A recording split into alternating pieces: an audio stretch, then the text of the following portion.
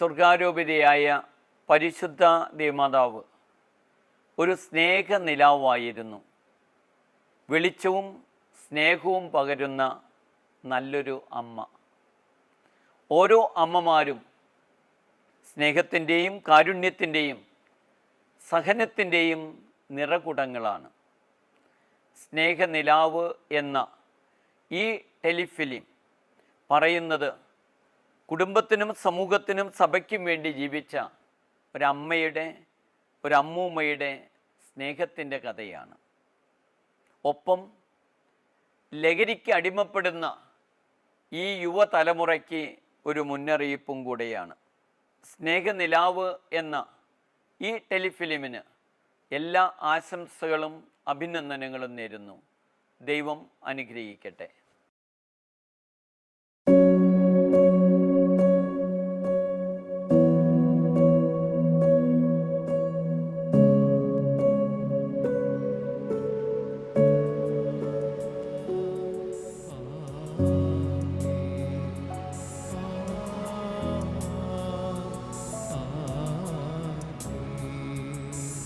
വിശുദ്ധീകരണത്തിന്റെ ബലിപീഠമേ സ്വസ്തി.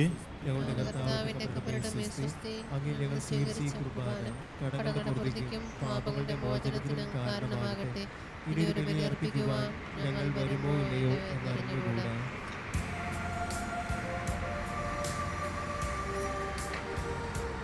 നിന്റെ തകർച്ചയിൽ ആശ്വാസമേകാൻ,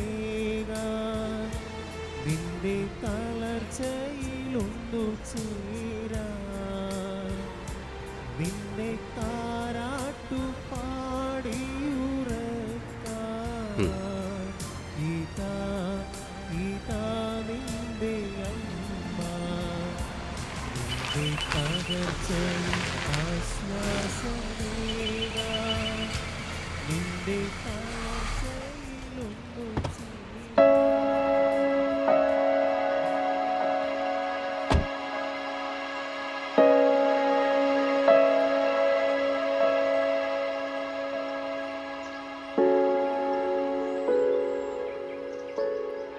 അച്ചോ.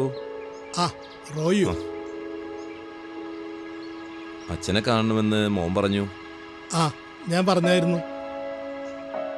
കുമ്പസാരിക്കാൻ ബുദ്ധിമുട്ടാണെന്ന് റോയ് പറഞ്ഞായിരുന്നു. മോൻ ആദ്യ കുർബാന സ്വീകരിക്കുന്നതിന് ഞാൻ കുമ്പസാരിക്കുന്നതിനാണ് അച്ചോ. റോയി, മോന്റെ ജീവിതത്തിലെ ഏറ്റവും പ്രധാനപ്പെട്ട ഒന്നല്ലേ അവന്റെ ആദ്യ കുർബാന സ്വീകരണം? അവൻ ഈശോയെ രക്ഷകനായി ഹൃദയത്തിൽ സ്വീകരിക്കുന്ന ദിവസമല്ലേ? അപ്പോൾ അവനോടൊപ്പം അവന്റെ മാതാപിതാക്കളും ആ ഒരുക്കത്തിൽ പങ്കാളികളാവണ്ടേ? അതൊക്കെ ശരിയാണ് അച്ചോ. പക്ഷേ ഒരുപാട് തിരക്കുകളുണ്ട്. അതിനിടയിൽ ഇവിടെ വന്ന് കാത്തു നിന്ന് കുമ്പസാരിക്കാൻ എവിടെയാ സമയം? അച്ഛൻ കുട്ടികളെ കുമ്പസാരിപ്പിച്ചാൽ പോരെ? പോരല്ലോ റോയി. ഒരു ഇടവക വൈദികൻ എന്നുള്ള നിലയ്ക്ക് ഈ ഇടവകയിലെ എല്ലാ മനുഷ്യരുടെയും ആത്മരക്ഷ എൻ്റെ ഉത്തരവാദിത്തമാണ്. അതിനാണ് ഞാൻ പുരോഹിതനായിരിക്കുന്നത്. അതുപോലെ മക്കളുടെ ആത്മരക്ഷയ്ക്കും അവരെ നേരായ മാർഗത്തിൽ വളർത്തുന്നതിനും മാതാപിതാക്കൾക്കും പൂർണ്ണ ഉത്തരവാദിത്തമുണ്ട്. മാത്രമല്ല, ഓരോ മാതാപിതാക്കളുമാണ് മക്കളുടെ യഥാർത്ഥ മാതൃക. ഓരോരുത്തരും അത് മറക്കുന്നതാണ് നമ്മുടെ സമൂഹത്തിൻ്റെ വലിയ പ്രശ്നം. പള്ളിയിൽ വരാൻ പോലും പലർക്കും സമയമില്ല. ഞാൻ എന്തു വേണമെന്ന് അച്ഛൻ പറയുന്നേ? ഏതായാലും ഇവിടെ വരെ വന്നതല്ലേ, ഇനി കുമ്പസാരിച്ചിട്ട് പോകാം. ഒരു ഒപ്പീസുണ്ട് സെമിത്തേരിയിൽ, നമ്മുടെ മേരി ചേച്ചിയുടെ. അതൊരു വല്ലാത്ത നഷ്ടമായി പോയല്ലോ അച്ഛാ നമ്മുടെ ഇടവേക്ക്. ഞാനിങ്ങോട്ട് വരുമ്പോൾ സാജനയും മറ്റും കണ്ടു. റോയി പള്ളിയിൽ കയറി കുമ്പസാരത്തിന് ഒരുങ്ങും. ഞാനിപ്പോൾ വരാം.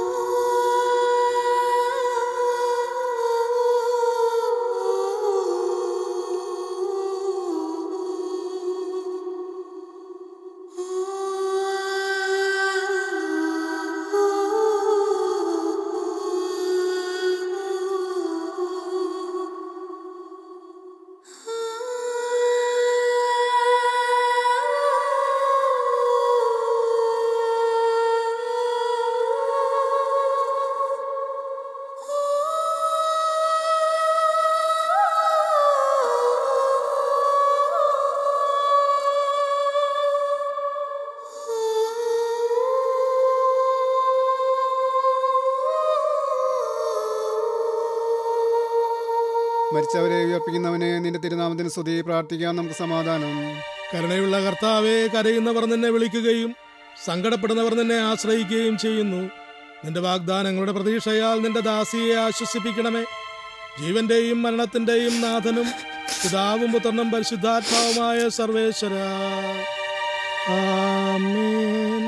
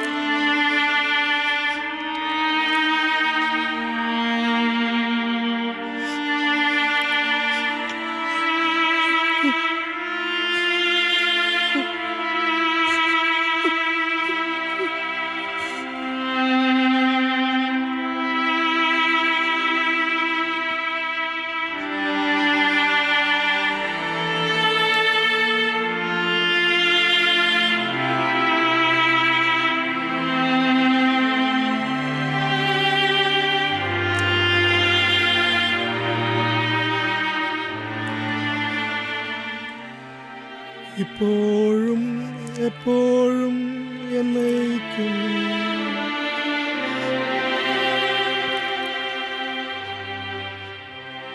ദുഃഖാർത്ഥരായി നിൽക്കുന്ന പ്രിയമുള്ള മേരിയമ്മച്ചിയുടെ കുടുംബാംഗങ്ങളെ, വളരെ ആകസ്മികമായൊരു വേർപാടാണ് മേരിയമ്മച്ചിയുടെ മരണം നമുക്ക് നൽകിയത്. സഭയ്ക്കും സമൂഹത്തിനും കുടുംബത്തിനും മേരിയമ്മച്ചി നൽകിയ സംഭാവനകൾ വളരെ വലുതാണ്. സ്നേഹം, കരുണ, അതെല്ലാം ഏറ്റവും നന്നായി മേരിയമ്മച്ചിയിൽ നിന്നും അനുഭവിച്ചവരാണ് നമ്മൾ ഓരോരുത്തരും. മേരിയമ്മച്ചി നൽകിയ സ്നേഹത്തിൻ്റെ മാതൃക പിന്തുടർന്നു വേണം ഇനി നിങ്ങൾ ഓരോരുത്തരും ജീവിക്കാൻ. സ്വർഗത്തിൽ ഇനി മേരിയമ്മച്ചി നിങ്ങൾക്കായി പ്രാർത്ഥിക്കുവാനുണ്ട്. പ്രത്യേകിച്ചും റോണിയും റോമിയും ടോണിയുമായിരുന്നു മേരിയമ്മച്ചിയുടെ ലോകം. നിങ്ങൾക്ക് വേണ്ടിയാണ് ഈ അമ്മച്ചി ജീവിച്ചത്. അമ്മച്ചിയുടെ ആത്മശാന്തിക്കായി നമുക്ക് പ്രാർത്ഥിക്കാം. ഇടവകയുടെ പേരിലുള്ള അനുശോചനം എല്ലാ കുടുംബാംഗങ്ങളെയും ഒരിക്കൽ കൂടി ഞാൻ പ്രത്യേകം അറിയിക്കുകയാണ്.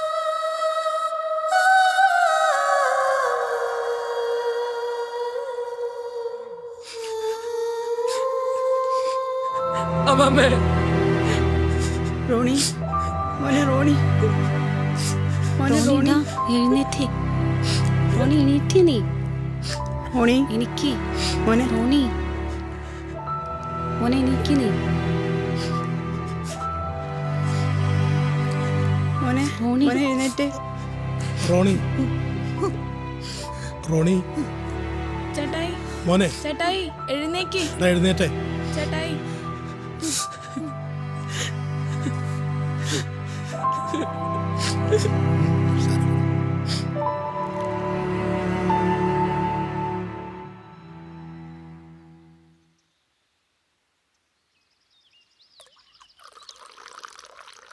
പിള്ളേരോടെ ഉണ്ടോ അനി? മുകളിലെങ്ങാനും കാണും. റോണിയുടെ കാര്യം ആലോചിക്കുമ്പോഴാണ് എനിക്ക്. ഞാൻ എന്തെല്ലാം പറഞ്ഞിട്ടും അവനൊന്നും മിണ്ടുന്നില്ല. അവന് വല്ലാത്ത ഷോക്കായിട്ടുണ്ട്. എനിക്കൊന്നും അറിയില്ല എന്താ ചെയ്യണ്ടേന്ന്. എന്തായാലും അച്ഛൻ സംസാരിക്കാമെന്നല്ലേ പറഞ്ഞത്. വരട്ടെ.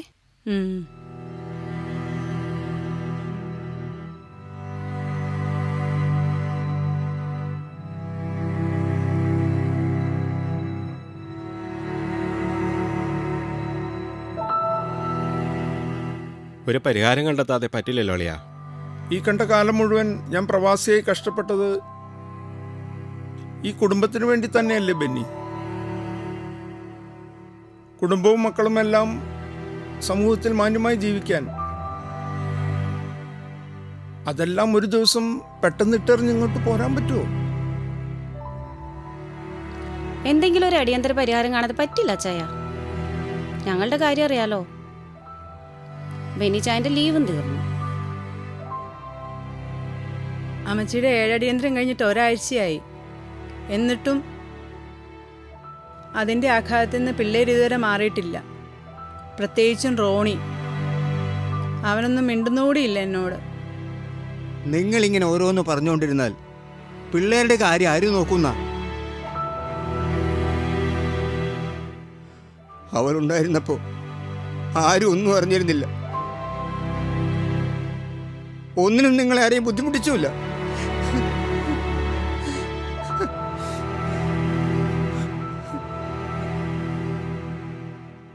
ഇതിപ്പോൾ ഇത്ര പെട്ടെന്ന് എങ്ങനെ സംഭവിക്കുമെന്ന് ആരെങ്കിലും കരുതിയാ പച്ചാ?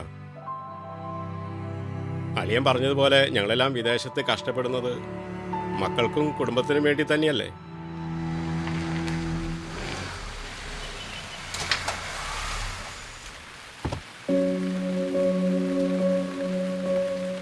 ആ അച്ഛനെത്തി. ആ ഇപ്പോഴും എപ്പോഴും സ്തുതിയായിരിക്കട്ടെ. ശുചീകരിക്കട്ടെ അച്ചു. ഞങ്ങൾ കാത്തിരിക്കുമായിരുന്നു. ഇങ്ങോട്ട് പോരാൻ തുടങ്ങുമ്പോൾ സ്കൂളിൽ ചിലർ അഡ്മിഷന് വേണ്ടി വന്നു. അതാ. ഇരിക്കച്ചോ. ഓ ഇരിക്കും. അച്ഛനെല്ലാം അറിയാമല്ലോ. 1-2 ഫ്ലാറ്റിന്റെ കൺസ്ട്രക്ഷൻ ഈ ദിവസങ്ങളിൽ തുടങ്ങേണ്ടതാ അവിടെ. ഇവളും കൂടി ഉള്ളത് കൊണ്ടാ ഒരു വിധത്തിൽ എല്ലാം മാനേജ് ചെയ്ത് പോകുന്നത്. മക്കളെ ഈ അവസ്ഥയെ കണ്ടുകൊണ്ട് എങ്ങനെ തിരിച്ചു പോകണമെന്ന് അറിയില്ല അച്ചോ. അപ്പച്ചനെ കൊണ്ട് മാത്രം പിള്ളേരെ നോക്കാനും പറ്റില്ല. ഞങ്ങൾക്കും തിരിച്ചു പോകാതെ പറ്റില്ലല്ലോ അച്ഛാ. ഒരു പെങ്കൊച്ചല്ലേ വളർന്നു വരുന്നത്. ഒരാഴ്ച കൂടി കൈയും കാലം പിടിച്ചിട്ടാ കമ്പനിന്ന് ലീവ് വാങ്ങിച്ചത് ഞങ്ങൾ രണ്ടാളും. മാനേജ്മെന്റിന് നമ്മുടെ മരണവും പ്രശ്നമൊന്നും അറിയണ്ടല്ലോ അച്ഛാ. ഞാനിപ്പോ എന്താ പറയാ? റോണിക്കാണച്ചോ കൂടുതൽ പ്രശ്നം. അവൻ ആരോടും മിണ്ടുന്നു പോലുമില്ല. റൂമിൽ നിന്ന് ഇറങ്ങുന്ന പോലുമില്ല. അമ്മച്ചിയുടെ മരണം സംഭവിച്ചത് അവൻ മൂലമാണെന്നാണ് അവന്റെ തോന്നൽ. അതാണ് പ്രശ്നം. അച്ഛൻ അവനൊന്ന് ഉപദേശിക്കണം. പോയ അവളെ ഇനി തിരിച്ചു കിട്ടില്ലല്ലോ. തമ്പുരാൻ അവളുടെ സ്നേഹവും കരുതലും എന്നെ ഇഷ്ടപ്പെട്ടു കാണും. ഞാൻ റോണിയോ ഒന്ന് കാണട്ടെ.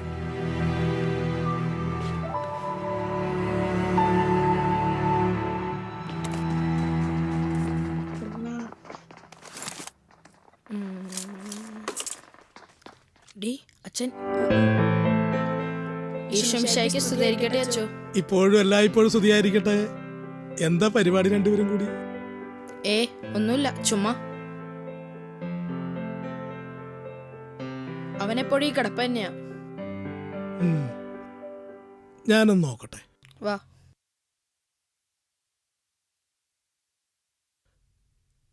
ഡാ റോണി, ഡാ. നീ എന്താ ഇങ്ങനെ എല്ലാം തകർന്നതുപോലെ?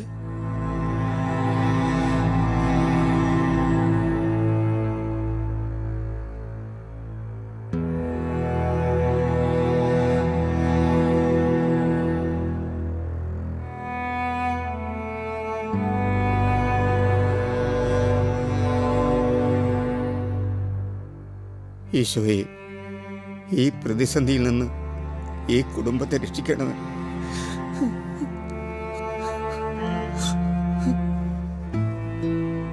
നീ മാത്രമാണ് ഞങ്ങൾക്ക് ആശ്രയം.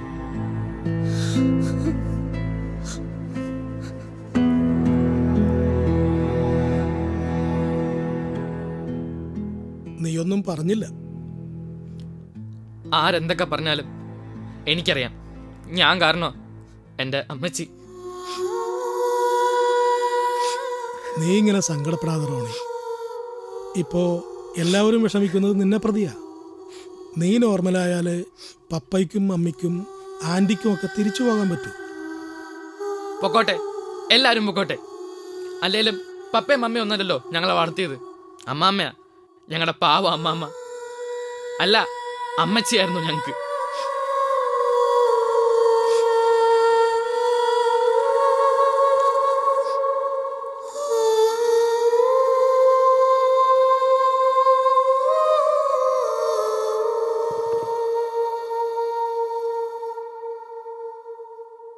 സത്യത്തിൽ റോണിയെയും ടോണിയെയും സ്നേഹിച്ചതും വളർത്തിയതും എന്നേക്കാൾ കൂടുതൽ അമ്മച്ചിയാണ്. ആരോ പറഞ്ഞ പോലെ കണ്ണുള്ളപ്പോൾ കണ്ണിൻ്റെ വില അറിയില്ല. റോമി മോളയെ ഞാൻ പ്രസവിച്ചത് മാത്രമല്ലേ ഉള്ളൂ. അവളെ എന്നെക്കാൾ കൂടുതൽ അമ്മയെന്ന് വിളിച്ചതും അമ്മച്ചിയെ തന്നെയാണ്. വന്നോ രണ്ടാളും? അച്ഛനെ കണ്ടോ നിങ്ങള്? റോണിയോട് സംസാരിക്കുക. എൻ്റെ മോൻ്റെ മനസ്സൊന്ന് മാറിയാൽ മതിയായിരുന്നു.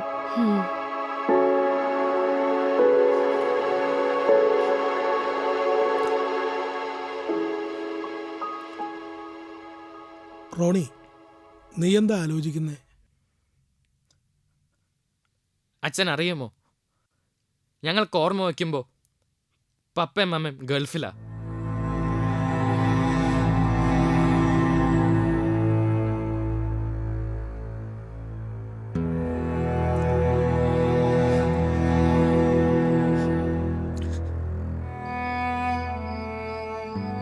കൈ കൂപ്പിപ്പിടിച്ച് കുരിശ് വരയ്ക്കാൻ കുഞ്ഞുനാളിൽ പഠിപ്പിച്ചത് പോലും അമ്മാമ്മയാ. തമ്പുരാനെ, വിശുദ്ധ കുരിശിന്റെ അടയാളത്താലെ ഞങ്ങളുടെ ശത്രുക്കളിൽ നിന്ന് ഞങ്ങളെ രക്ഷിക്കാം. ഡി പെണ്ണെ, അങ്ങനെയല്ല കുരിശ് വരയ്ക്കേണ്ടത്. ആദ്യം നെറ്റിയുടെ അറ്റത്ത് നിന്നും മൂക്കിന്റെ അറ്റം വരെ വിശുദ്ധ കുരിശിന്റെ അടയാളത്താൽ എന്നത് നെറ്റിയുടെ ഇടത്തെ അറ്റത്ത് നിന്നും വലത്തെ അറ്റം വരെ. ഞങ്ങളുടെ ശത്രുക്കളിൽ നിന്നും മൂക്കിന്റെ അറ്റം മുതൽ താടി വരെ. ഞങ്ങളെ രക്ഷിക്കണമേ ചുണ്ടിന്റെ ഇടത്തെ അറ്റം മുതൽ വലത്തെ അറ്റം വരെ. ഞങ്ങളുടെ തമ്പുരാനെ താടി മുതൽ പുക്കിൾക്കൊടി വരെ. പിതാവിന്റെയും പുത്രന്റെയും. ഇങ്ങനെ വേണം കുരിശ് വരച്ച് പഠിക്കാൻ. അമ്മച്ചേതി എത്രാമത്തെ തവണയാണ് അവളെ കാണിച്ചു കൊടുക്കുന്നത്? ഓ പിന്നെ, ശരിക്ക് വരയ്ക്കുന്ന ഒരാള്. ഒന്ന് പോവാ പച്ചാ, ഞങ്ങള് ശരിക്കാ വരയ്ക്കുന്നേ. 3 ഒറ്റ കെട്ട. ശരി, കുരിശ് വരച്ചു പോയി പഠിക്ക. വിശുദ്ധ കുരിശിന്റെ അടയാളത്താലെ ഞങ്ങളുടെ ശത്രുക്കളിൽ നിന്ന് ഞങ്ങളെ രക്ഷിക്കാം. ഞങ്ങളുടെ തമ്പുരാനെ, പിതാവിന്റെയും പുത്രന്റെയും പരിശുദ്ധാത്മാവിന്റെയും നാമത്തിൽ ആമേൻ.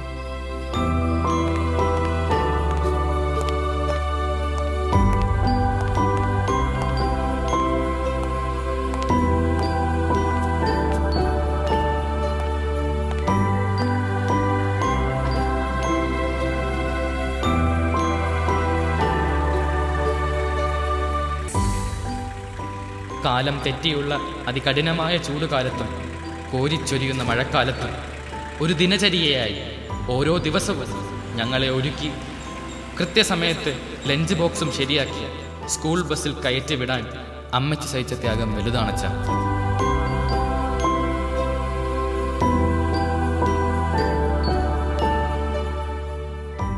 തിരിച്ചു വരുമ്പോൾ വഴിക്കണ്ണുമായി കാത്തിരുന്നതും അമ്മച്ചിയാണ്, അപ്പച്ചനും.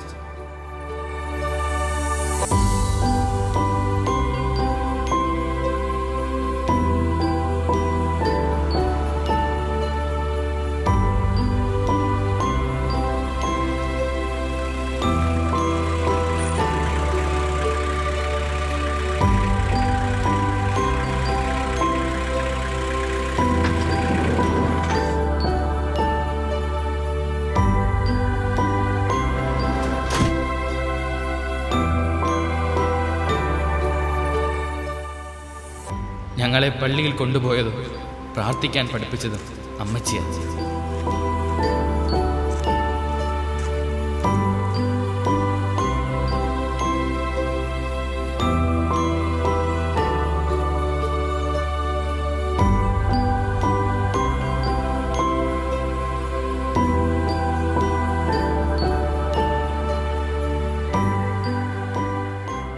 ഈശോയെ, നീ എനിക്ക് തന്ന മക്കളാണിത്.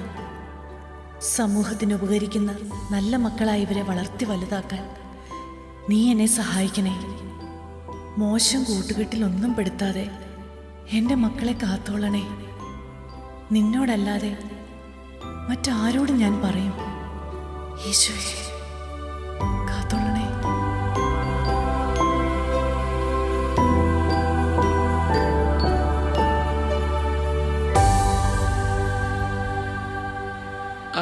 എല്ലാവരും ഉണ്ടല്ലോ. അച്ഛനെങ്ങോട്ടാ? ഒരു വെഞ്ചിരിപ്പുണ്ട്, അതിനു വേണ്ടി ഇറങ്ങിയതാ.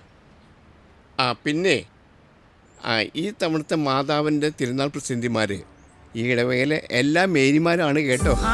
അതെ അതെ അതെ, തീർച്ചയായിട്ടും. ഇത് ഞാൻ ഞായറാഴ്ചയിലെ അറിയിപ്പിൽ പറയുന്നതായിരിക്കും കേട്ടോ. അല്ലേ, നിങ്ങളുടെ പ്രസിഡന്റ് എവിടെയാ? അല്ല, പറഞ്ഞപ്പോഴേക്കും പ്രസിഡന്റ് എത്തിക്കഴിഞ്ഞല്ലോ. സ്തുതിയായിരിക്കട്ടെ. ഈ കാലത്ത് സ്തുതി പറയുന്നവരും പറഞ്ഞു പഠിപ്പിക്കുന്നവരും കുറവാണ്. മേരി ചേച്ചി അങ്ങനെയാണ് അച്ചോ. സഭാപ്രവർത്തനങ്ങളെയും നിയമങ്ങളെയും ചട്ടങ്ങളെയും വിട്ട് മറ്റൊന്നുമില്ല അച്ചോ. മേരിയെപ്പോലെ കുറേ പേരുള്ളതാണ് സഭയുടെ തന്നെ നിലനിൽപ്പ്. ഇന്ന് സഭയും സഭാ അധികാരികളെയും അനുസരിക്കാത്തവരാണ് കുറേ പേരെങ്കിലും. ആ മേരി, ഈ തവണത്തെ തിരുനാളിനെ കുറിച്ച് അറിയാലോ? എല്ലാം പ്രസിഡന്റിന്റെ നേതൃത്വത്തിലായിരിക്കും കേട്ടോ. ശരി, നിങ്ങൾ സംസാരിക്കും. ആ, ഞങ്ങൾ ഓഫീസിൽ നിന്ന് മിനിറ്റ്സ് ബുക്ക് എടുത്ത് മീറ്റിംഗ് ഹാളിലേക്ക് വരാം.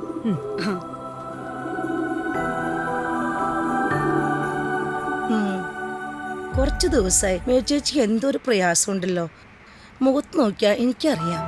ഏയ് ഒന്നുമില്ല റോസി. എനിക്കറിയാലോ ചേച്ചിയുടെ ബുദ്ധിമുട്ട്. ഈ 3 മക്കളെ വളർത്താൻ മകനും മകളും മരുമക്കളൊക്കെ ഉണ്ടായാലും ഈ കാലത്ത് മാതാപിതാക്കൾക്കാ കഷ്ടം. നീ ഒന്ന് ചുമ്മാ ഇരിക്കും റോസി. എനിക്കൊരു ബുദ്ധിമുട്ടും അല്ലേലും മക്കളുടെയും മരുമക്കളുടെയും കാര്യം പറയുമ്പോൾ റോസ് ചേച്ചിക്ക് പിടിക്കില്ലല്ലോ. നിന്നെ കൊണ്ട് തോറ്റു. ചേച്ചി എൻ്റെ സ്വന്തം കൂടപ്പുറപ്പാ. അതാ ഇതൊക്കെ കാണുമ്പോൾ ഒരു പ്രയാസം. എന്റെ റോസി, മക്കളും മരുമക്കളും ഒക്കെ എല്ലാ കാര്യങ്ങളും കൃത്യമായി അന്വേഷിക്കുകയും നോക്കുകയൊക്കെ ചെയ്യുന്നുണ്ട്. അവർക്ക് അവരുടെ ജോലിയും പ്രധാനമല്ലേ. നീ വാ, നമുക്ക് മീറ്റിംഗ് കൂടാം.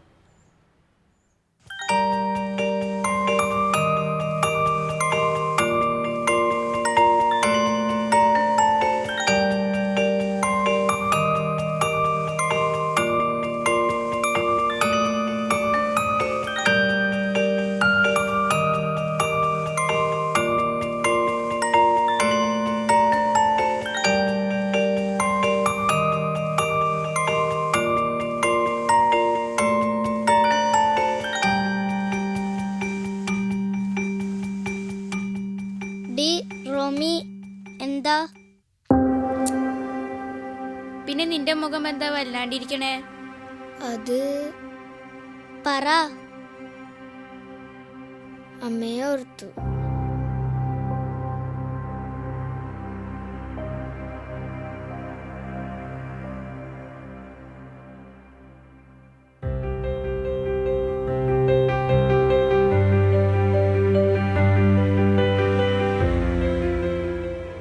ആ ഡേവിഡ്, ഞാൻ പറയുന്നത് മനസ്സിലാവുന്നുണ്ടോ? ആ, ഞാൻ എൻ്റെ ഓഫീസിലുണ്ട്. UK കമ്പനിയുമായിട്ടുള്ള കോൺട്രാക്റ്റാണിത്. നമുക്കിത് ഭംഗിയായി മാനേജ് ചെയ്യാൻ പറ്റിയാൽ ആ ക്ലയൻറ്റ് പിന്നെ നമ്മെ വിട്ടുപോയില്ല.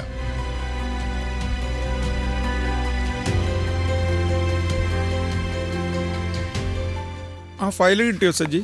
ഇല്ല, നോക്കു വെച്ചായ. ഫാസ്റ്റ്.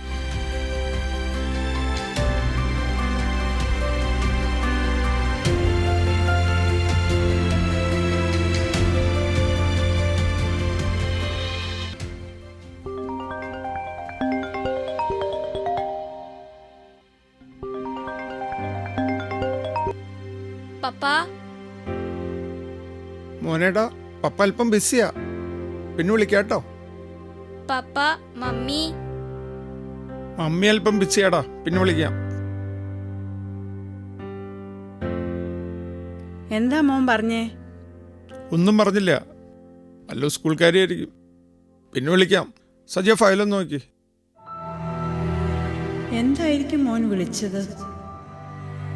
വെറുതെ വിളിക്കില്ലല്ലോ അവൻ. എന്താ ചെയ്യുക? ഓരോ പ്രവാസിയുടെയും ജീവിതം ഇങ്ങനെയാവും. ചെകുത്താനും കടലിനും നടുവിലെന്ന പോലെ.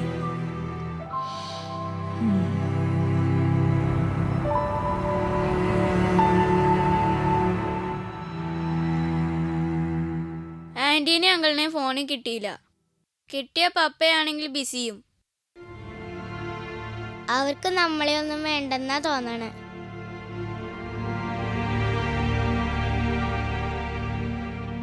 നീ വിഷമിക്കണ്ട, അവര് രാത്രി വിളിച്ചോളും. ഞങ്ങളിങ്ങനെ വല്ലാതെ വിഷമിച്ചാണ് വളർന്നത്. ഞങ്ങളെ സ്നേഹിക്കാൻ മാതാപിതാക്കൾക്ക് സമയമുണ്ടായില്ല. മറ്റാരും ഉണ്ടായിരുന്നില്ല, അമ്മച്ചിയല്ലാതെ.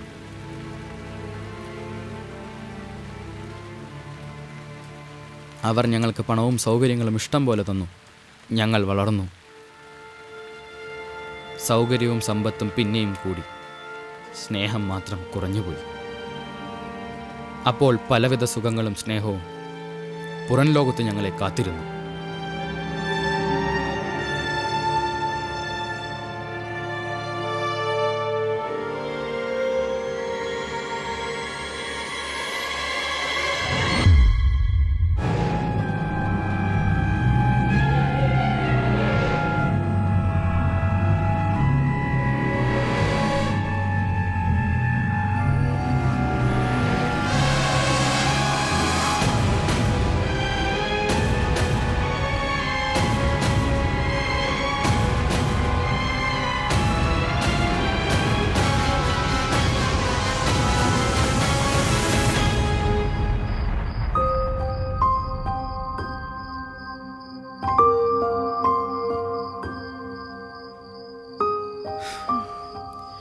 ട്യൂഷൻ കഴിഞ്ഞ് വരാൻ ഈ കുട്ടികൾ ഇത്ര വൈകുന്നത് എന്താ?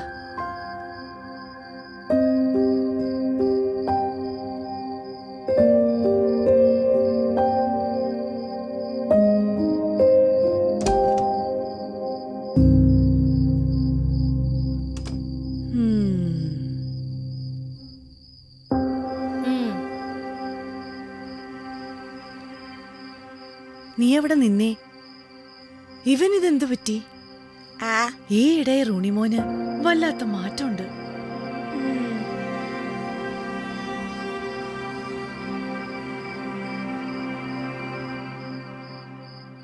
എന്താ ഈ മക്കൾക്ക് പറ്റുന്നത്?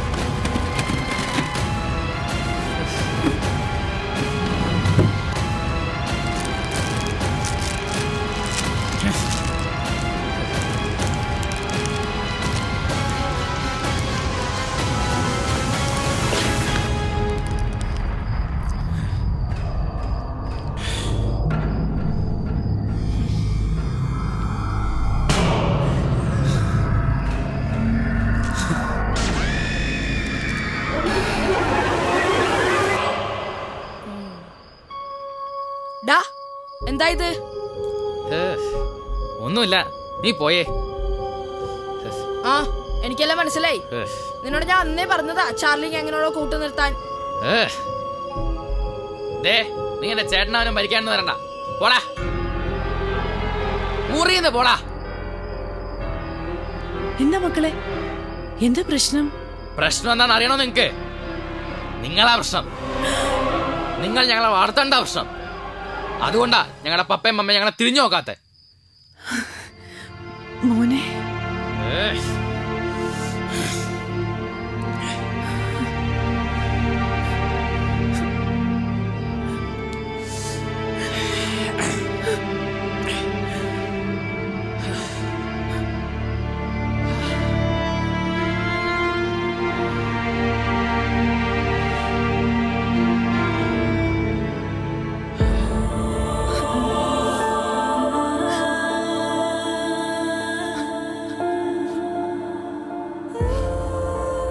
മക്കളെക്കാൾ സ്നേഹം കൊടുത്തല്ലേ കർത്താവേ ഞാൻ ഈ മക്കളെ വളർത്തുന്നത്?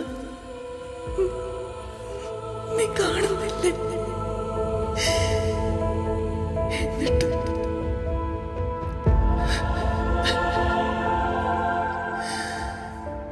റോണിമോൻ, അവൻ എന്താണ് പറ്റിയത്? ഈശോയെ,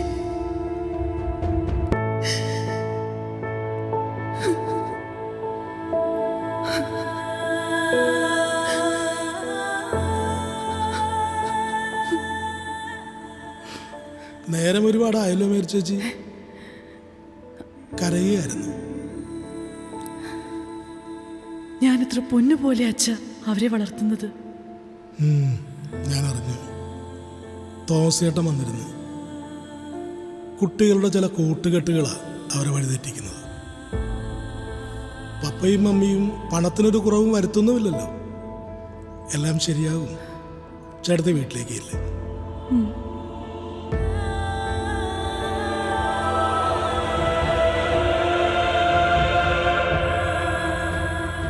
കർത്താവേ, നീ കാത്തോളണേ.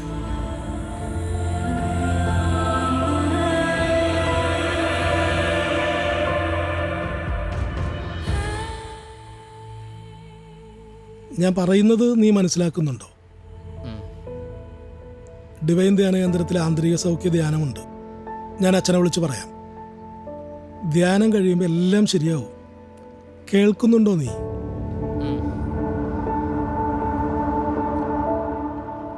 എന്നാ പള്ളിയിൽ കയറി പ്രാർത്ഥിച്ചിട്ട് പോ.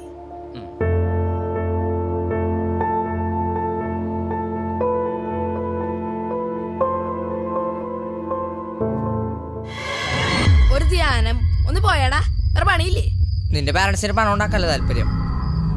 പിന്നെ നിങ്ങളെയൊക്കെ നോക്കാൻ അമ്മാമ്മ ഉണ്ടല്ല, അതാ അവരാണ്ടിലൊരിക്കൽ മാത്രം വന്നിട്ട് പോണത്. എന്നാലെന്താ, ഇവനെ പൊന്നുപോലെയല്ല അമ്മാമ്മ നോക്കണേ, അല്ലേടാ റോണി? അമ്മാമ്മ ഒന്ന് നിർത്തിയടാ.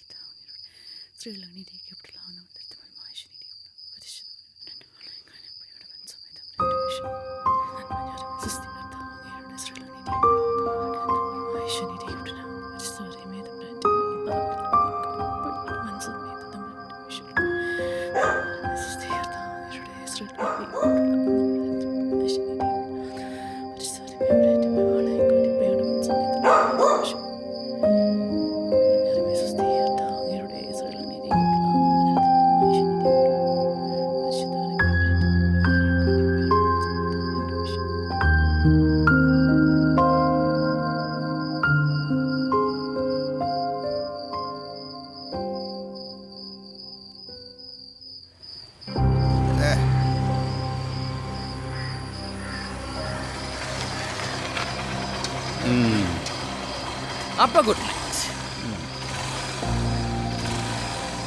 എന്താ നോക്കണേ, ഉറങ്ങാറായില്ലേ? ഇതൊക്കെ എന്തിനുള്ള പുറപ്പാടാണാവോ? റോണി, അവിടെ നിന്നേ. നിന്റെ ഈ പോക്ക് ശരിയല്ല കേട്ടോ. അതിന് നിങ്ങൾക്ക് എന്താ? ഞങ്ങൾക്ക് ഇഷ്ടമുള്ളത് ചെയ്യാനാ പപ്പയും മമ്മയും കാശ് അയച്ചു തരുന്നത്. പറഞ്ഞാലുണ്ടല്ലോ, എന്നാ തല്ലുകളെ.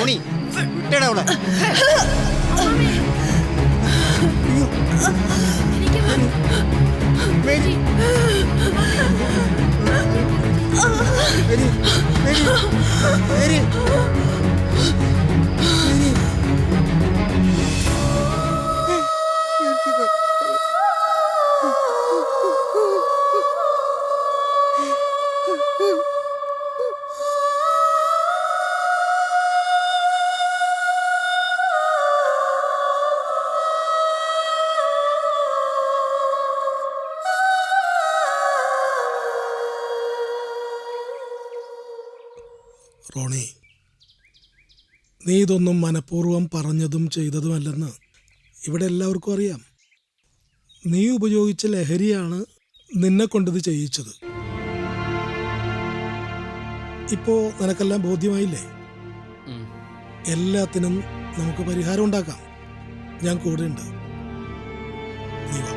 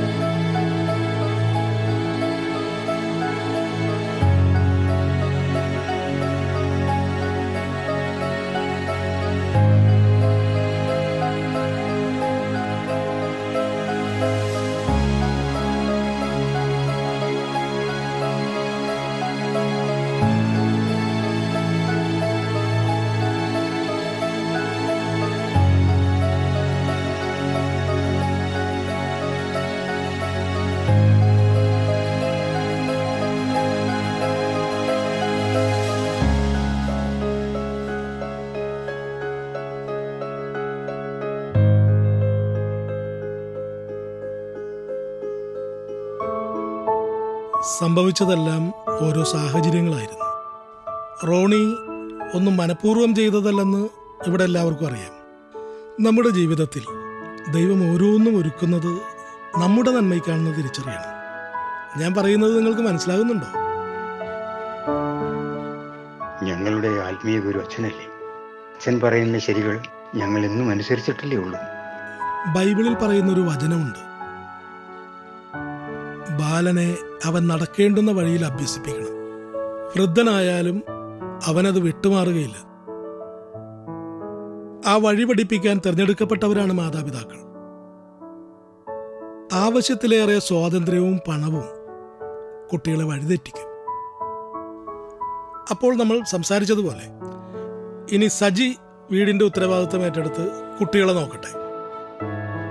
ബാക്കി കാര്യങ്ങൾ സാജനറിയാലോ. ബെന്നിക്കും ആനിക്കും തൽക്കാലം പോകാതെ പറ്റില്ലല്ലോ. സത്യത്തിൽ തോമസ് ഏട്ടനെയും മേരി ചേച്ചിയെയും പോലെയുള്ള ഗ്രാൻഡ് പേരൻസ് ഓരോ കുടുംബത്തിൻ്റെയും സ്വർണ്ണ കിരീടങ്ങളാണ്. റോണി, നീ ഓക്കെ അല്ലേടാ? അപ്പൊ നിങ്ങളോ?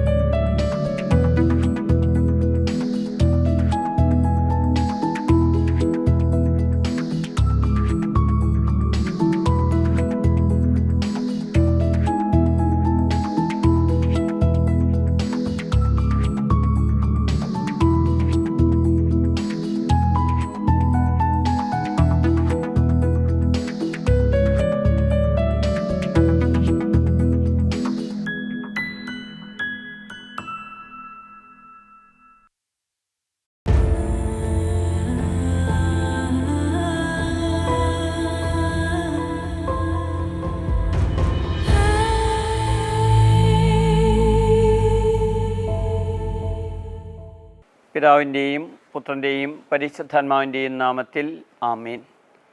എന്നെ ശ്രവിക്കുന്ന മിശിഹായിൽ ഏറ്റവും പ്രിയമുള്ള സഹോദരി സഹോദരന്മാരെ, ഇന്ന് പരിശുദ്ധ ദേവമാതാവിൻ്റെ സ്വർഗാരോപണ തിരുനാളും ഭാരതത്തിൻ്റെ സ്വാതന്ത്ര്യദിനവും സംയുക്തമായിട്ട് നാം നമ്മുടെ ജന്മനാട്ടിൽ ആചരിക്കുകയാണല്ലോ. ഈ ദിനത്തിൻ്റെ ഹൃദ്യമായിട്ടുള്ള മംഗളങ്ങളും പ്രാർത്ഥനാശംസകളും ഞാൻ സ്നേഹപൂർവ്വം നിങ്ങൾക്കേവർക്കും നേരുന്നു. 1950 12-ാം പിയൂസ് മാർപ്പാപ്പ മുനിഫെൻഡേസിമൂസ് ദേവൂസ് എന്നുള്ള ചക്രീയ ലേഖനം വഴിയായിട്ട് പരിശുദ്ധ ദേവമാതാവിൻ്റെ സ്വർഗാരോപണം ഒരു വിശ്വാസ സത്യമായിട്ട് പ്രഖ്യാപിച്ചത്. മുനിഫെൻഡേസിമൂസ് ദേവൂസ്, ആ പദത്തിൻ്റെ അർത്ഥം തന്നെ പരമകാരുണ്യകനായിട്ടുള്ള ദൈവം.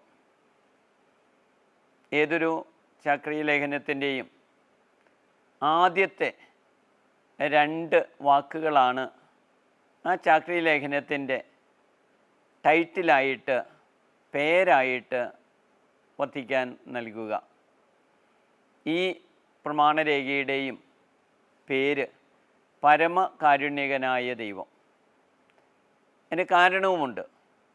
ദൈവമാതാവും നിത്യകന്യയുമായിട്ടുള്ള പരിശുദ്ധ കന്യകാമറിയം തൻ്റെ ഇഹലോകവാസത്തിന് ശേഷം ആത്മശരീരങ്ങളോടെ സ്വർഗത്തിലേക്ക് പരമകാരുണ്യകനായിട്ടുള്ള ദൈവം, ആ ദൈവത്താൽ എടുക്കപ്പെട്ടു. അപ്പോൾ ദൈവത്തിൻ്റെ പരമ കാരുണ്യക ചൈതന്യമാണ് പരിശുദ്ധ അമ്മയെ സ്വർഗത്തിലേക്ക് എടുക്കുവാനായിട്ട് ഇടയായത്. അതുകൊണ്ടാണ് സ്വർഗാരോപണ തിരുനാൾ എന്ന് പറയുവാനായിട്ട് കാരണം. ഈശോയുടെ തിരുനാൾ സ്വർഗാരോഹണ തിരുനാളാണ്. ഇത് പരിശുദ്ധ മറിയത്തെ ഈശോ തൻ്റെ സഹനത്തിൽ പൂർണ്ണമായിട്ടും പങ്കുപറ്റിയ അമ്മയെ തൻ്റെ മഹത്വത്തിലേക്ക് സംഭവിക്കുകയാണ് ചെയ്തത്. ഈ തിരുനാൾ നമുക്കറിയാവുന്നതുപോലെ 20-ാം നൂറ്റാണ്ടിലാണ് 12-ാം പിയൂസ് മാർപ്പാപ്പ ഇത് പ്രഖ്യാപിച്ചത്. പക്ഷേ ഈ വിശ്വാസം ആദ്യ നൂറ്റാണ്ട് മുതൽ സഭയിൽ നിലനിന്നിരുന്നു. പരമ്പരാഗതമായിട്ട് നൽകപ്പെട്ടിരിക്കുന്ന വിവരണം നിങ്ങൾക്ക് ഏവർക്കും അറിയാം. പരിശുദ്ധ അമ്മ പന്തക്കൊസ്തായ്ക്ക് ശേഷം കഫർനാവിൽ വസിച്ച് എഫേസൂസിൽ വിശുദ്ധ യോഹന്നാൻ ശ്ലീഹായോട് കൂടെ താമസിക്കുകയും അവിടെ വെച്ച് ഇഹലോകവാസം വെടിയുകയുമാണ് ചെയ്തത്. പരിശുദ്ധ അമ്മ മരിച്ചു എന്ന് അല്ലെങ്കിൽ ഇഹലോകവാസം വെടിഞ്ഞു എന്ന് അറിഞ്ഞപ്പോൾ മാർത്തോമാ ശ്ലീഹ തൻ്റെ ആദ്യത്തെ മിഷണറി യാത്ര പൂർത്തീകരിച്ച് തിരിച്ചു വരികയും അതിനുശേഷം ജെറുസലേമിൽ വന്ന് പരിശുദ്ധ അമ്മയുടെ കല്ലറ സന്ദർശിക്കുകയും കല്ലറ സന്ദർശിച്ച അവസരത്തിൽ അതിൻ്റെ മൂടിക മാറ്റി ആ കല്ലറ മൂടപ്പെട്ടിരിക്കുന്ന കല്ല് എടുത്തു മാറ്റി പരിശുദ്ധ അമ്മയുടെ ഭൗതിക അവശിഷ്ടങ്ങളിൽ പ്രണാമം അർപ്പിക്കുവാനായിട്ട് ആഗ്രഹിക്കുകയും ചെയ്തു. അങ്ങനെ അടക്കപ്പെട്ട ആ കല്ലറയുടെ മൂടിക എടുത്തു മാറ്റിയപ്പോൾ ആദിമ ക്രൈസ്തവ വിവരണങ്ങളിൽ പറയുന്ന പ്രകാരമാണ് ആ കല്ലറ ശൂന്യമായിരുന്നു. പരിശുദ്ധ അമ്മയുടെ മൃതശരീരം അവിടെ കണ്ടില്ല.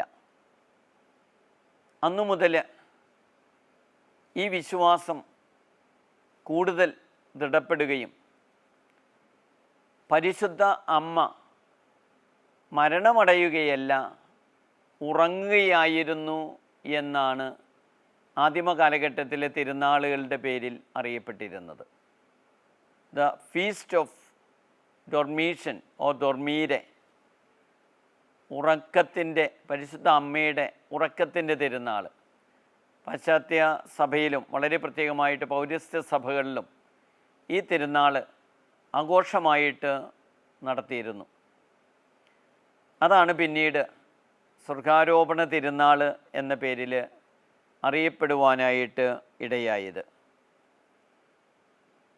ഞാൻ ആരംഭത്തിൽ സൂചിപ്പിച്ചു പോലെ ഈ ലോകത്തിൽ തൻ്റെ പുത്രനൊപ്പം അവൻ്റെ സഹനത്തിൽ പങ്കുപറ്റി ജീവിച്ച മറിയം പരലോകത്തിലും അവൻ്റെ മഹത്വത്തിൽ പങ്കുപറ്റുവാനായിട്ട് ഈശോ പരിശുദ്ധ അമ്മയെ സ്വർഗത്തിലേക്ക് എടുക്കുകയായിരുന്നു. പ്രിയമുള്ളവരെ, ഈ ലോകജീവിതത്തിലെ സഹനങ്ങൾക്കൊക്കെ ഒരു പ്രതിഫലം ദൈവം നൽകുമെന്നുള്ളതിൻ്റെ വലിയൊരു തെളിവാണ് ഈ സ്വർഗാരോപണ തിരുനാൾ നമ്മെ പഠിപ്പിക്കുക. പരിശുദ്ധ അമ്മയുടെ തിരുനാൾ ആചരിക്കുന്ന ഈ ദിനത്തിൽ തന്നെയാണ് ഭാരതത്തിൻ്റെ സ്വാതന്ത്ര്യ ദിനവും നാം ആചരിക്കുക. അടിമത്തത്തിൽ നിന്ന് സ്വതന്ത്രമായിട്ടുള്ള ഭാരതം ഇന്ന് രാഷ്ട്രീയമായിട്ട് സ്വാതന്ത്ര്യം നേടി ഈ സ്വാതന്ത്ര്യം നമ്മുടെ ജീവിതങ്ങളിൽ അനുഭവിക്കുവാൻ, നമ്മുടെ സമൂഹത്തിൽ അനുഭവിക്കുവാൻ, നമ്മുടെ രാഷ്ട്രത്തിൽ അനുഭവിക്കുവാൻ വലിയ പ്രാർത്ഥന നമ്മളെല്ലാവരും നടത്തേണ്ടിയിരിക്കുന്നു. അടിമത്തത്തിൽ നിന്നുള്ള മോചനം നമുക്ക് ലഭിച്ചു. രാഷ്ട്രീയമായിട്ട്. എന്നാൽ പാപത്തിൽ നിന്നും, ദാരിദ്ര്യത്തിൽ നിന്നും, വർഗീയതയിൽ നിന്നും, വിഭജനങ്ങളിൽ നിന്നും ഒക്കെ സ്വാതന്ത്ര്യം ലഭിക്കേണ്ടിയിരിക്കുന്നു. കൂട്ടായ്മയോടുകൂടെ, കൂട്ടുത്തരവാദിത്വത്തോടുകൂടെ സ്വതന്ത്രമായിട്ടുള്ള ഭാരതത്തിൻ്റെ സ്വാതന്ത്ര്യമാണ് നാം എല്ലാവരും ആഗ്രഹിക്കുന്നത്. ഏകോദര സഹോദരന്മാരെ പോലെ എല്ലാ മനുഷ്യരും പരസ്പരം സഹായിച്ചും സഹകരിച്ചും പരസ്പരം വളർത്തിയും വളർന്നും മുന്നോട്ട് പോകുമ്പോഴാണ് യഥാർത്ഥ സ്വാതന്ത്ര്യം അനുഭവിക്കാനായിട്ട് കഴിയുക. അതിന് ഈ സ്വാതന്ത്ര്യ ദിനം നമ്മെ ഉത്തേജിപ്പിക്കട്ടെ എന്ന് ഞാൻ പ്രാർത്ഥിക്കുന്നു, ആശംസിക്കുന്നു. പരിശുദ്ധ അമ്മയുടെ ജീവിതത്തെ നാം വിലയിരുത്തുമ്പോൾ എനിക്ക് ഏറ്റവും ഇഷ്ടപ്പെട്ട വചനം ഇതാണ്. അത് എലിസബത്ത് പരിശുദ്ധ അമ്മയെക്കുറിച്ച് പറഞ്ഞ വാക്കുകളാണ്. ദൈവം അരുൾ ചെയ്ത വാക്കുകൾ സംഭവിക്കുമെന്ന് വിശ്വസിച്ചവൾ ഭാഗ്യവതി. പരിശുദ്ധ അമ്മയുടെ മംഗളവാർത്ത അറിഞ്ഞതിന് ശേഷം തൻ്റെ ഇളയമയായ എലിസബത്ത് ഗർഭിണിയാണെന്ന് അറിഞ്ഞപ്പോൾ, വാർദ്ധക്യത്തിൽ ഗർഭിണിയാണെന്ന് അറിഞ്ഞപ്പോൾ ആ എലിസബത്തിനെ കാണുവാൻ മറിയം തിടുക്കത്തിൽ ഓടുകയാണ്. അവിടെ ചെന്ന് വാർദ്ധക്യത്തിൽ ഗർഭിണിയായിട്ടുള്ള എലിസബത്തിനെ ശുശ്രൂഷിക്കുവാനായിട്ട് സന്നദ്ധമാകുകയാണ്. അപ്പോൾ ആത്മാവ് എലിസബത്തിൻ്റെ ഉദരത്തിൽ പ്രത്യേകമായിട്ട് കടന്നു വരികയും എലിസബത്തിൻ്റെ ഉദരത്തിലുള്ള യോഹന്നാൻ ആത്മാവിനെ നിറയുമൊക്കെ ചെയ്തത് സുവിശേഷത്തിൽ നാം വായിക്കുന്നുണ്ട്. അവിടെ വെച്ച് എലിസബത്ത് പരിശുദ്ധ അമ്മയെ വാഴ്ത്തിക്കൊണ്ട് പറഞ്ഞ വാക്കുകൾ ഇതാണ്: ദൈവം അരുൾ ചെയ്ത കാര്യങ്ങൾ സംഭവിക്കുമെന്ന് വിശ്വസിച്ചവൾ ഭാഗ്യവതി. യഥാർത്ഥത്തിലെ വിശ്വാസത്തിൻ്റെ മനോഹരമായിട്ടുള്ള നിർവചനമാണ് എലിസബത്ത് മറിയത്തെക്കുറിച്ച് പറഞ്ഞത്. നമ്മുടെ അനുദിന ജീവിതത്തിലെ വിശ്വാസത്തിൻ്റെ ആഴവും പരപ്പും ഉൾക്കാഴ്ചയും ദർശനവും ഇത് തന്നെയാണ്. ദൈവം അറിയാതെ, ദൈവത്തിൻ്റെ ചൈതന്യമില്ലാതെ ഈ ലോകത്തിൽ ഒന്നും സംഭവിക്കുന്നില്ല, പാപമൊഴിച്ച്. അപ്പോൾ ആ ദൈവത്തിൽ ആശ്രയിക്കുവാനുള്ള വിശാലമായിട്ടുള്ളൊരു കാഴ്ചപ്പാട് ഓരോ വിശ്വാസിക്കും ഉണ്ടാകുമ്പോഴാണ് നമ്മുടെ വിശ്വാസം ആഴമേറിയതാണ് എന്ന് പറയുവാനായിട്ട് കഴിയുക. അതാണ് ജീവിതത്തിൻ്റെ സന്തോഷവും സംതൃപ്തിയും അനുഭവിക്കുവാനായിട്ട് നമുക്കിടയാകുന്നതും. ക്രിസ്തീയ ജീവിതത്തിൻ്റെ സന്തോഷം എന്ന് പറയുന്നത് അതാണ്. പരിശുദ്ധ അമ്മയുടെ ജീവിതത്തിൽ ഒരുപാട് പ്രതികൂല സാഹചര്യങ്ങൾ നേരിട്ടിട്ടുണ്ട്. നാം തന്നെ വിശകലനം ചെയ്യാറുണ്ട് 7 വ്യാകുലങ്ങളെക്കുറിച്ച്. പക്ഷേ ഇതിൻ്റെ മധ്യത്തിലൊക്കെ വിശ്വാസത്തിൻ്റെ സന്തോഷം, ആത്മീയതയുടെ സന്തോഷം പരിശുദ്ധ അമ്മ ജീവിതത്തിലുടനീളം അനുഭവിച്ചിരുന്നു. അതിന് കാരണം മറ്റൊന്നുമല്ല, കരളിൽ നല്ല കനലുണ്ടായിരുന്നു, കണ്ണുകളിൽ നല്ല അലിവുണ്ടായിരുന്നു, കാലിൽ നല്ല ചിറകുണ്ടായിരുന്നു, കയ്യിൽ നല്ല നന്മയുണ്ടായിരുന്നു, നാവിൽ നല്ല സത്യം ഉണ്ടായിരുന്നു. കരളിലെ കനൽ അല്ലെങ്കിൽ ഹൃദയത്തിൽ ആ ദൈവീകതയുടെ കനൽ അതെന്നും ആളിക്കത്തിയിരുന്നു, അതെന്നും ജ്വലിച്ചിരുന്നു. ആ ജ്വലിച്ച ദൈവസ്നേഹത്തിൻ്റെ കനലാണ് പരിശുദ്ധ അമ്മയെ, ദിവ്യരക്ഷകനായിട്ടുള്ള ഈശോയെ അനുധാവനം ചെയ്യുവാനായിട്ട് പ്രേരിപ്പിച്ചത്.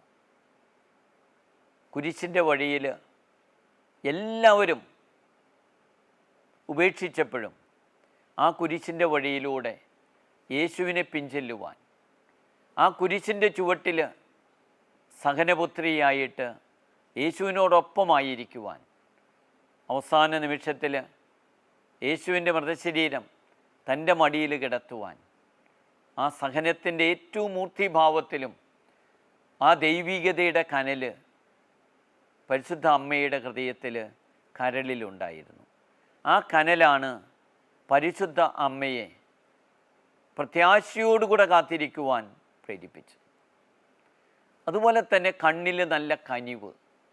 ആ കനിവാണ് പരിശുദ്ധ അമ്മയെ എലിസബത്തിനെ സഹായിക്കുവാനായിട്ട് പ്രേരിപ്പിച്ചതും. കാനായിലെ കല്യാണ വിരുന്നിൽ അവർക്ക് വീഞ്ഞില്ല എന്ന് തിരിച്ചറിഞ്ഞ് അത് യേശുവിൻ്റെ പക്കൽ സമർപ്പിക്കാനും യേശുവിനെ കൊണ്ട് തദവസരത്തിൽ അത്ഭുതം നിർവഹിച്ച് ആ കുടുംബത്തെ രക്ഷിക്കുവാനും പ്രേരിപ്പിച്ചത്. കാലിൽ നല്ല ചിറക്, ഉത്തരവാദിത്തങ്ങൾ വിശ്വസ്തയോടുകൂടെ നിർവഹിക്കുവാനുള്ള നല്ല ആത്മാർത്ഥത. അതാണല്ലോ യേശുവിൻ്റെ മരണശേഷം, ഉത്ഥാനശേഷം, പന്തക്കുസ്തായ്ക്ക് മുമ്പുള്ള ദിവസങ്ങളിൽ ശിഷ്യന്മാരെല്ലാം ചിതറിക്കപ്പെട്ടപ്പോൾ അവരെല്ലാവരെയും വിളിച്ച് സിഹിയോൻ ശാലയിൽ അവരെല്ലാവരും ഒരുമിച്ചിരുത്തി ആത്മാവിൻ്റെ ചൈതന്യത്തിന് വേണ്ടി പ്രാർത്ഥിക്കുവാനായിട്ട് പ്രേരിപ്പിച്ചത്. അത് തൻ്റെ ഉത്തരവാദിത്തമാണെന്നുള്ള ബോധ്യത്തോടു കൂടെ കാലിൽ ആ ചിറകാണ് പരിശുദ്ധ അമ്മയെ നിരന്തരമായിട്ട് പ്രചോദിപ്പിച്ചിരുന്നത്. അതുപോലെ തന്നെ കയ്യിലെ നന്മ, മറ്റുള്ളവർക്ക് വേണ്ടിയിട്ട് ജീവിതം വ്യയം ചെയ്യാൻ. ബത്ലഹേമിലെ കാലിത്തൊഴുത്തിൽ ഉണ്ണിയേശുവിന് ജന്മം നൽകേണ്ടി വന്നപ്പോഴും ഒരു പരാതിയും ഒരു വേദനയുമില്ലാതെ, പരിഭവവും ഇല്ലാതെ അത് സ്വീകരിക്കാനുള്ള മനസ്സ്. ഈജിപ്തിലേക്ക് പലായനം ചെയ്യേണ്ടി വന്നപ്പോഴും തിരിച്ച് നസ്രത്തിൽ വന്ന് താമസിക്കേണ്ടി വന്നപ്പോഴും ഒരു പരാതിയുമില്ലാതെ, ഒരു പരിഭവവും ഇല്ലാതെ അത് അപരന് നന്മയ്ക്ക് ഭവിക്കുമെങ്കിൽ, അത് യേശുവിൻ്റെ ജീവിതം നന്മയായിട്ട് വർത്തിക്കുവാനായിട്ട് അത് ആവശ്യമാണെന്ന് മനസ്സിലാക്കിയപ്പോൾ ഒരു പരിഭവവും പരാതിയുമില്ലാതെ സ്വീകരിക്കാനായിട്ട് തയ്യാറായത്. നാവിൽ സത്യം, ആ സത്യം എപ്പോഴും അരുൾ ചെയ്യാൻ, ആ സത്യമാണ് ദൈവത്തിൻ്റെ വചനമെന്നുള്ള ബോധ്യത്തോടുകൂടെ, ആ സത്യത്തോടുകൂടെ കൂറു പുലർത്താൻ പരിശുദ്ധ അമ്മ നിരന്തരം പരിശ്രമിച്ചു. സ്നേഹമുള്ളവരെ, പരിശുദ്ധ ദൈവമാതാവിൻ്റെ സ്വർഗാരോപണ തിരുനാൾ ഇന്ന് ആചരിക്കുമ്പോൾ നമുക്കും നമ്മുടെ ജീവിതങ്ങളിൽ, നമ്മുടെ കരളിൽ, നമ്മുടെ ഹൃദയത്തിൽ നല്ല ദൈവികതയുടെ കനലുണ്ടാകട്ടെ. നമ്മുടെ പാദങ്ങളിൽ ഉത്തരവാദിത്തങ്ങൾ നിറവേറ്റുവാനുള്ള നല്ല ചിറകുകൾ ഉണ്ടാകട്ടെ. അപരന് നന്മ ചെയ്യുവാനുള്ള, അപരനോട് കനിവോടുകൂടെ പെരുമാറുവാനുള്ള കണ്ണിൽ നല്ല കനിവുണ്ടാകട്ടെ. അപരന് നന്മ ചെയ്യുവാനുള്ള നന്മയുടെ ചൈതന്യം നമ്മുടെ കൈകളിലുണ്ടാകട്ടെ. സത്യത്തെ എന്നും മുറുകെ പിടിക്കുവാൻ, സത്യത്തോട് പക്ഷം ചേരുവാൻ നാവിൽ നല്ല സത്യം എന്ന് നിലനിൽക്കട്ടെ. അങ്ങനെ പരിശുദ്ധ അമ്മയെപ്പോലെ നമുക്കും വിശുദ്ധരാകാം, നമുക്കും പുണ്യവന്മാരാകാം, പുണ്യവതികളാകാം. അങ്ങനെ പുണ്യവന്മാരും പുണ്യവതികളുമാകുമ്പോഴാണ് യഥാർത്ഥത്തിൽ ക്രിസ്തീയതയുടെ, ആത്മീയതയുടെ സന്തോഷം നമുക്ക് അനുഭവിക്കാനായിട്ട് കഴിയുക. പരിശുദ്ധ പിതാവ് ഫ്രാൻസിസ് മാർപ്പാപ്പ 2025 മഹാജൂബിലി വർഷമായിട്ട് പ്രഖ്യാപിച്ചപ്പോൾ അതിന് നൽകിയ ആപ്തവാക്യം ഇതാണ്: ദ പിൽഗ്രിംസ് ഓഫ് ഹോപ്പ്, അതായത് പ്രത്യാശയുടെ തീർത്ഥാടകർ. നാം എല്ലാവരും പ്രത്യാശയോടുകൂടെ തീർത്ഥാടനം നടത്തുന്നവരാണ് സ്വർഗമാകുന്ന ലക്ഷ്യത്തിലേക്ക്. പരിശുദ്ധ അമ്മ ആ ലക്ഷ്യത്തിലേക്ക് തീർത്ഥാടനം നടത്തി. ആ തീർത്ഥാടനമാണ് സ്വർഗത്തിലേക്ക് ശരീരത്തോടുകൂടെ സംവഹിക്കുവാനായിട്ട് പ്രേരിപ്പിച്ചതും. നമുക്കും പ്രത്യാശയുടെ തീർത്ഥാടകരായിട്ട് കരളിൽ നല്ല കനലും, കാലിൽ നല്ല ചിറകും, കണ്ണിൽ നല്ല കനിവും, കയ്യിൽ നല്ല നന്മയും, നാവിൽ നല്ല സത്യവുമായിട്ട് മുന്നേറാം. ഈ സ്വർഗാരോപണ തിരുനാൾ അതിന് നമ്മെ ശക്തിപ്പെടുത്തട്ടെ എന്ന് ആശംസിക്കുന്നു, പ്രാർത്ഥന നേരുന്നു. എല്ലാവർക്കും ദൈവാനുഗ്രഹം നേരുന്നു. തിരുനാളിൻ്റെ ഹൃദ്യമായിട്ടുള്ള പ്രാർത്ഥനാ മംഗളങ്ങൾ നേരുകയും ചെയ്യുന്നു.